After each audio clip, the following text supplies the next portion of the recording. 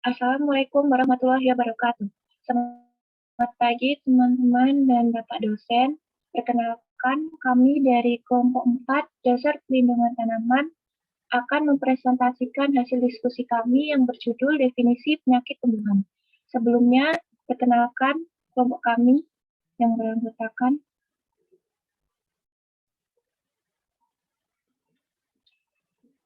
Tukiaris Sang Ayu Utami dengan NIM 118,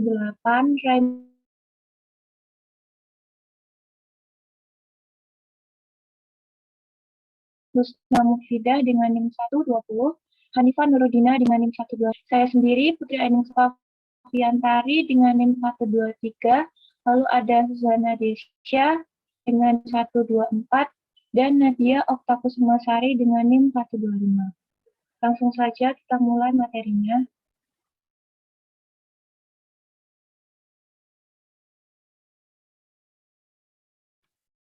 Definisi penyakit tumbuhan. Penyakit tumbuhan adalah suatu proses fisiologis tumbuhan yang abnormal dan merugikan yang disebabkan oleh faktor primer dan gangguannya bersifat terus-menerus. Aktivitas sel atau jaringan yang abnormal berupa morfologis dan fisiologis disebut dengan gejala. Penyakit tumbuhan terjadi apabila salah satu atau beberapa fungsi fisiologisnya abnormal karena adanya gangguan atau kondisi lingkungan tertentu.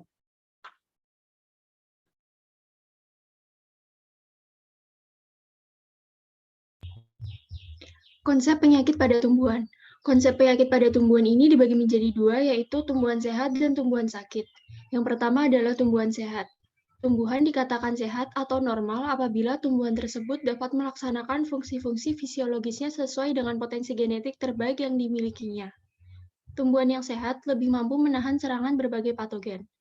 Fungsi fisiologis yang dimaksud di sini adalah yang pertama dapat melakukan pembelahan sel, diferensiasi dan perkembangan sel yang normal. Yang kedua dapat melakukan penyerapan air dan mineral dari tanah serta mentranslokasikan ke seluruh bagian tanaman. Ketiga dapat melakukan fotosintesis dan translokasi hasil-hasil fotosintesis. Dan yang terakhir dapat melakukan reproduksi.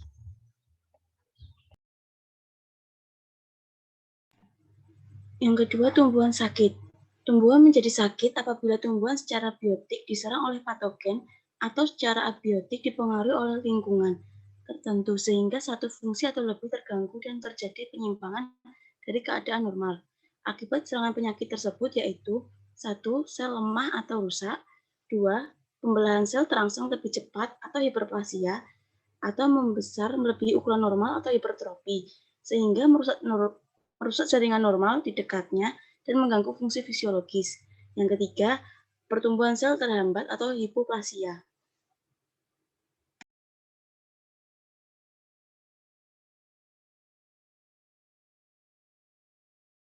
Skema fungsi-fungsi dasar tumbuhan ada di sebelah kiri gambar, dan gangguan yang terjadi pada fungsi tersebut terdapat di sebelah kanan gambar, yang disebabkan oleh beberapa tipe penyakit yang umum. Selanjutnya yaitu klasifikasi penyakit tumbuhan. Yang pertama yaitu berdasarkan gejala. Berdasarkan gejala ini terdiri dari nekrotis, yaitu gejala yang terjadi karena adanya kerusakan pada sel atau bagian sel atau matinya sel akibat aktivitas fisiologis dari patogen. Kemudian ada hypoplastis, yaitu gejala yang terjadi karena terhambat atau terhentinya pertumbuhan sel. Lalu ada hyperplastis, yaitu gejala yang terjadi karena pertumbuhan sel yang melebihi biasa. Yang kedua yaitu berdasarkan bagian tanaman yang terserang oleh penyakit, seperti pucuk biji, jamur api pada bulir, hawai semai, busuk buah, busuk polong, bercak daun, hawai ranting, dan hawar bunga. Lalu yang ketiga, berdasarkan cara timbulnya penyakit, ada 3, yaitu penyakit endemi, penyakit epidemi, dan penyakit sporadis. Penyakit endemi adalah serangan penyakit yang meluas atau menurun dengan tingkat serangan tinggi atau rendah dan berjalan dari tahun ke tahun. Penyakit epidemi adalah serangan penyakit yang timbul dan meluas secara periodik. Dan yang ketiga yaitu penyakit sporadis, yaitu serangan penyakit yang timbul dengan interval dan lokasi yang tidak teratur.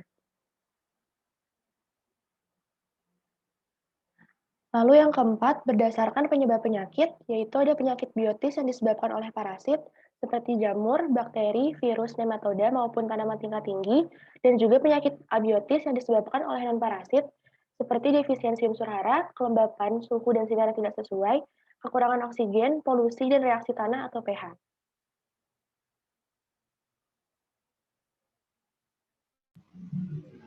Selanjutnya yaitu segitiga penyakit tanaman. Segitiga penyakit tanaman merupakan suatu konsep yang menjelaskan mengenai timbulnya penyakit biotik atau penyakit yang disebabkan oleh patogen yang didukung oleh kondisi lingkungan dan tanaman inang.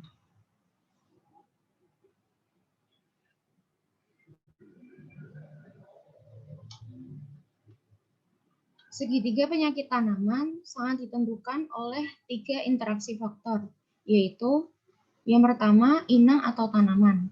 Pengaruh tanaman inang terhadap timbulnya suatu penyakit tergantung dari jenis tanaman inang, kerentanan tanaman, bentuk dan tingkat pertumbuhan, struktur dan kerapatan populasi, kesehatan tanaman, dan ketahanan inang. Faktor yang kedua yaitu lingkungan. Faktor lingkungan yang dapat memberikan pengaruh terhadap timbulnya suatu penyakit dapat berupa suhu udara, intensitas dan lama curah hujan, intensitas dan lama embun, suhu tanah, kandungan air tanah, kesuburan tanah, kandungan bahan organik, angin, api, dan pencemaran air. Faktor lingkungan ini memberikan pengaruh terhadap pertumbuhan tanaman inang dan menciptakan kondisi yang sesuai bagi kehidupan jenis patogen tertentu. Faktor yang terakhir yaitu patogen. Yang dimaksud patogen adalah organisme hidup yang mayoritas bersifat mikro dan mampu untuk dapat menimbulkan penyakit pada tanaman atau tumbuhan. Mikroorganisme tersebut antara lain fungsi, bakteri, virus, nematoda, dan lain-lain.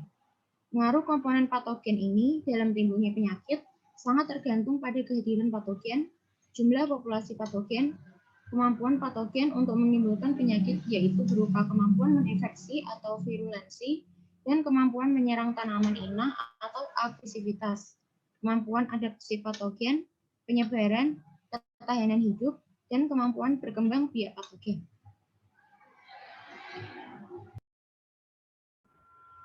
Selanjutnya adalah kaidah Koch atau postula Henle-Koch. Ialah kriteria yang dirumuskan oleh Robert Koch pada tahun 1884. Jadi untuk mendiagnosis suatu penyakit digunakan kaidah Koch.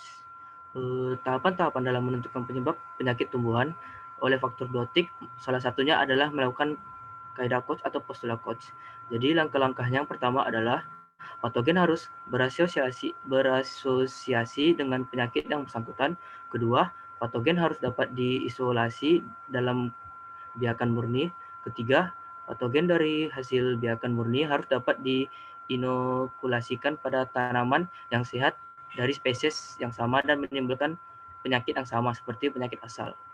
Keempat, patogen harus dapat diisolasi kembali dari tanaman yang diinokulasi tadi dalam media buatan. Kelima, hasil dari isolasi dibandingkan dengan hasil inokulasi pertama atau langkah kedua. Jika hasilnya sama, patogen tersebut dapat dinyatakan sebagai penyebab penyakit.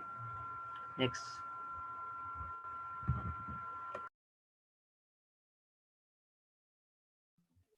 Dari materi yang telah kami jelaskan, maka dapat kami simpulkan bahwa penyakit tumbuhan adalah suatu proses fisiologis tumbuhan yang abnormal karena adanya gangguan atau kondisi lingkungan tertentu yang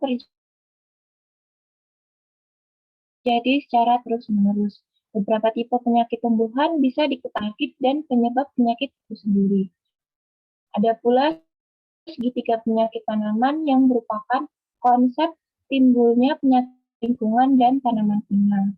Selain itu, fungsi kaidah Koch untuk mendiagnosis dan presentasi dari kelompok kami kurang lebih maaf.